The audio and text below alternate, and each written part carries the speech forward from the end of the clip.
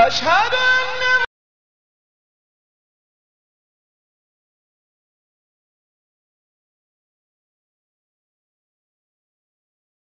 أعوذ بالله من الشيطان الرجيم بسم الله الرحمن الرحيم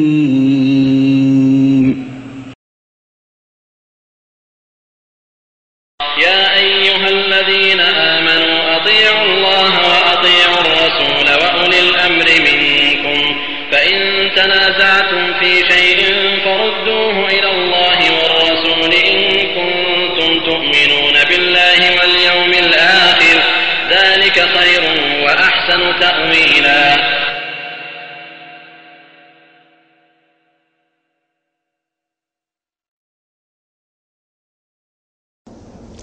إن الحمد لله نحمده ونستعينه ونستغفره ونعوذ بالله من شرور أنفسنا ومن سيئات أعمالنا من يهده الله فلا مضل له ومن يضلل فلا هادي له أشهد أن لا إله إلا الله وحده لا شريك له وأشهد أن محمدا عبده ورسوله أما بعد أعوذ بالله من الشيطان الرجيم بسم الله الرحمن الرحيم قل هو الله أحد الله الصمد لم يلد ولم يولد ولم يكن له كفوا أحد.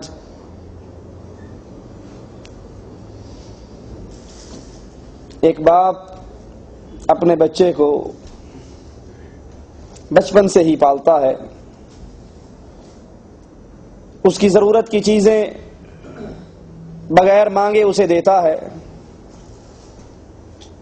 اس کو مانگنا نہیں آتا، اس کو کھانا نہیں آتا، زبردستی اس کو کھلاتا ہے، زبردستی اس کے منہ میں ڈالتا ہے،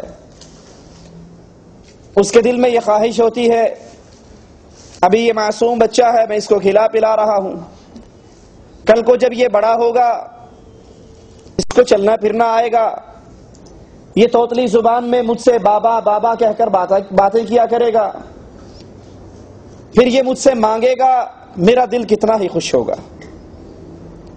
اور اگر وہ اس کا بیٹا جب بڑا ہو جائے، بولنے کے قابل ہو جائے، مانگنے کے قابل ہو جائے، باپ سے نہ مانگے، باپ سے سوال نہ کرے، جب تک اس کو مانگنا نہیں آیا تو باپ نے دیا، اس کو بولنا نہیں آیا باپ اس کے منہ میں ڈالتا رہا، جب یہ بڑا ہو گیا، اس قابل ہو گیا کہ اپنے باپ کا شکریہ ادا کرے، بابا جب مانگنا نہیں آتا تھا تب بھی آپ کھلایا کرتے تھے، اب میں مانگنے کے قابل ہو گیا، بابا میری ضرورت کی یہ چیز ہے، یہ چیز ہے، مجھے یہ لا دو۔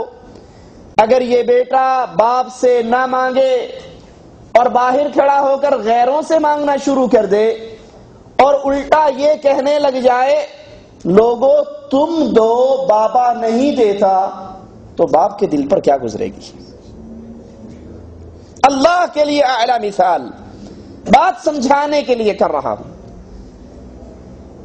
جب تک اس کو مانگنا نہیں آیا اس کے بابا نے اسے دیا، اور جب یہ بابا کا شکریہ ادا کرنے کے قابل ہوا اب اپنی زبان سے کہتا ہے لوگوں تم دو باپ نہیں دیتا، یہ بات باپ کے لیے بڑی گھٹن اور مشکل بات ہے۔ اللہ کے لیے اعلی مثال سمجھانے کے لیے عرض کی، اپنے جسموں پر غور کیجئے، اپنے وجود پہ نگاہ دوڑائیے، میں اور آپ پانی کا گندا قطرہ، میں اور آپ اس پانی کو ماں کے رحم تک پہنچانے والا کون ہے؟ اللہ عز و جل۔ ماں کے رحم کے اندر خون بنانے والا، لوتھڑا بنانے والا، ہڈیاں بنانے والا، ہڈیوں پر گوشت چڑھانے والا، ثم احسن صورکم، بہترین شکلیں دینے والا، بہترین آنکھیں، خوبصورت چہرہ، چمکتی ہوئی آنکھیں، چمکتے ہوئے بال، یہ سب کچھ عطا کرنے والا کون ہے؟ اللہ عز و جل۔ ماں کا پیٹ ہے، گندگی ہے، پیشاب ہے، پاخانہ ہے، خون ہے، اس گندگی کے اندر اس معصوم سی جان کو کھانا دینے والا، رزق دینے والا اللہ.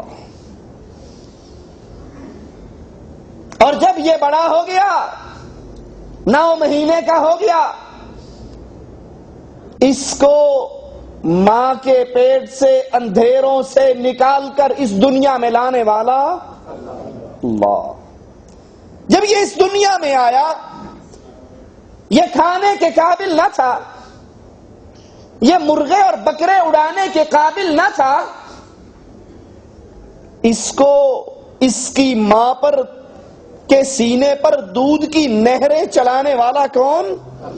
اللہ. اس کو دودھ پینے کا طریقہ بتانے والا کون؟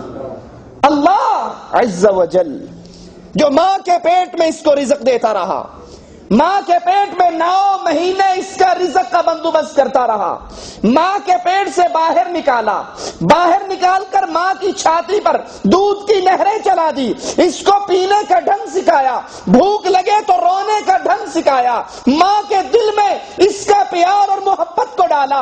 اب جب یہ بڑا ہو جاتا ہے، مانگنے کے قابل ہو جاتا ہے، جب اس قابل ہو جائے، اپنے ماتھے کو زمین پہ رکھے، اللہ سے آواز لگا کر کہے اللہ تو پاک ہے، تو خالق ہے، تو مالک ہے. جب مانگنا نہیں آتا تھا، اللہ تو نے ماں کے پیٹ میں مجھے رزق دیا. مانگنا نہیں آتا تھا، ماں کے پیٹ سے تو نے نکالا. میں نے کسی کا واسطہ نہ دیا، میں نے کسی کی دہائی نہ دی، میں نے کسی پیر فقیر کا نام نہیں لیا. باہر آیا، ماں کی چھاتی پہ میرا رزق تو نے چلایا. جب وہ دودھ مجھے منہ میں لینے کا ڈھنگ نہ آیا، چوسنے کا طریقہ تو نے بتایا. اللہ تو بغیر مانگے دیتا رہا، تیرا شکر ہے آج مانگنے کے قابل ہوا ہوں. اللہ اپنے ماتھے کو زمین پہ رکھ کے تجھ سے سوال کرتا ہوں.